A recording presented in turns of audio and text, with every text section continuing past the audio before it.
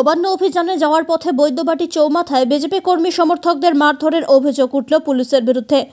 প্রায় 50 জন বিজেপি কর্মী একটি ছোটা হাতি গাড়িতে করে চুঁচুড়া থেকে নবান্নের উদ্দেশ্যে যাচ্ছিলেন। বিজেপি কর্মীদের দাবি, তাদের গাড়ি বৈদ্যবাটি চৌমাথায় পৌঁছতেই তাদেরকে গাড়ি থেকে নামিয়ে বেধড়ক মারধর করা হয়। তাদের আরও অভিযোগ, তাদের এই দিনের কর্মসূচির পারমিশন থাকা সত্ত্বেও তাদেরকে আটক করে মারধর করা হয়। আহতদের মধ্যে 4 জনকে চুঁচুড়া ইমামবাড়া জেলা হাসপাতালে ভর্তি করা হয়েছে। আমরা এখান থেকে শান্তিপূর্ণভাবে বৈদ্যবাটি নেতাজি মোড়ের ওখানে গেলাম। ওখানে পুলিশ আমাদের আটকে দিল। আটকে দেওয়ার পর ওখানে যত গাড়ি আসছে সবকে ফিরে দেওয়ার চেষ্টা করছে, কিন্তু ওখানে জ্যোতির্ময় দা আমাদের যে রাজ্য যুব সদস্য আছে সবাই মিলে আমরা ওখানে দাঁড়ালাম।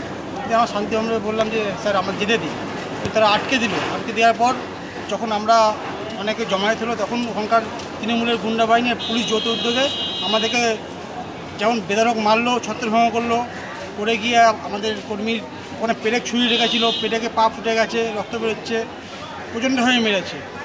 মারার ফলে অনেকে অসুস্থ হয়ে পড়েছে। ওখানে আমাদের অনেককে ওখানে অ্যারেস্ট করে নিয়ে গেছে। এখন আমরা ওখানে অনেকক্ষণ থাকার পর এখন আমরা ওখানে ট্রিটমেন্ট করতে। সোমনাথ ঘোষের রিপোর্ট, নিউজ অন ওয়েব।